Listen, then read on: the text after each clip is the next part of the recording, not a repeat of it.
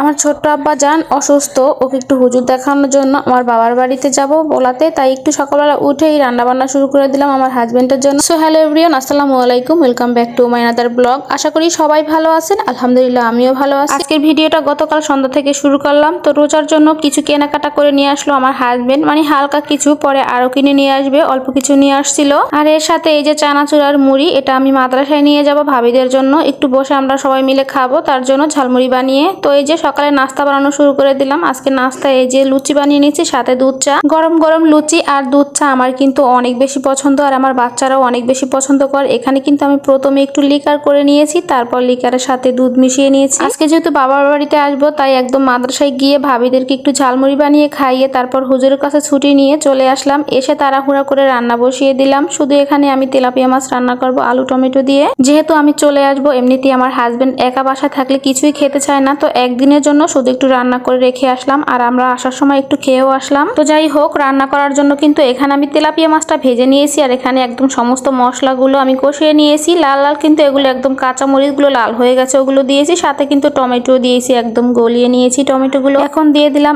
আলুগুলো, দিয়ে খুব ভালো করে একটু নেড়ে চেড়ে মিশিয়ে নিয়ে দিয়ে দিলাম গরম পানি। আমি তো সবসময় রান্নাতে গরম পানি ব্যবহার করি, যারা আমার ভিডিও দেখেন সবাই জানে। রান্নাতে গরম পানি দিলে কিন্তু দুইটা উপকার। প্রথম উপকারটা হলো যে রান্নাটা কিন্তু মজা হয়, আর দ্বিতীয় উপকারটা হলো গ্যাসটা একটু কম যায়, কারণ যেহেতু পানিটা গরম করা থাকে আগে থেকেই। এখন মাছগুলো দিয়ে দিলাম, মাছগুলো দিয়ে আমি টমেটো দিয়ে দেবো আর ধনিয়া পাতা দিয়ে ঢাকনা দিয়ে কিছুক্ষণ রান্না করে নিয়ে চুলাটা অফ করে দেবো। তো তাড়াহুড়া করে রান্না করে সবকিছু গুছিয়ে রেডি হওয়ার জন্য চলে গেলাম। আজকে বাবার বাড়িতে যাচ্ছি। আমার ছোট আব্বাজানের একটু অসুস্থ, রাতে ঘুমের ভিতরে অনেক কান্নাকাটি করে, যারা আমার ভিডিও আগে দেখেছেন তারা অবশ্যই জানেন। তো এই জন্যই আমি আজকে যাচ্ছি আমার বাবার বাড়িতে আমার ছেলেটাকে একটু হুজুর দেখানোর জন্য।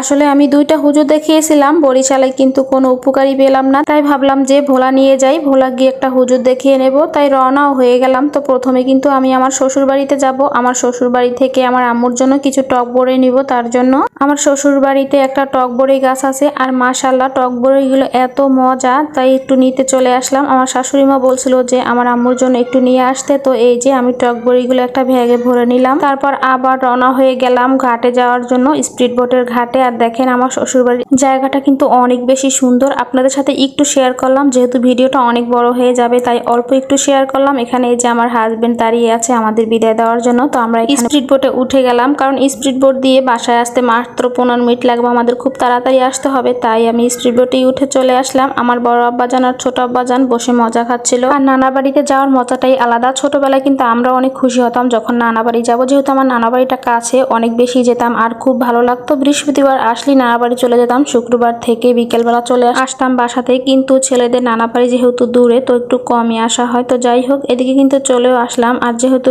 যাকে দেখাবো সে একদমই এখনই চলে আসবে, তাই খুব তাড়াতাড়ি করে চলে আসলাম। একটা অটো পেলাম, সামনে অটোতেই উঠে চলে আসলাম। এমনিতেই আমি সব সময় একটা রিক্সা নিয়ে চলে আসি, আজকে তাড়াহুড়ার জন্য সামনে অটো পেলাম, অটোতেই চলে আসলাম। এদিকে এসেই দেখেন আমার ছোট আব্বাজান ড্রেসও চেঞ্জ করেনি, এখানে খেলাধুলা শুরু করে দিয়েছে, আর বড় আব্বাজান ড্রেস চেঞ্জ করে এসেছে। আর দেখেন যেই দেখলো যে আমি ভিডিও করতেছি তখনই দৌড়ে আসলো, ও একদমই পছন্দ করে না আমার ভিডিও করা দেখা। তো আজকের মতো এই পর্যন্ত ভিডিওটা, সবাই ভালো থাকবেন, আল্লাহ হাফেজ।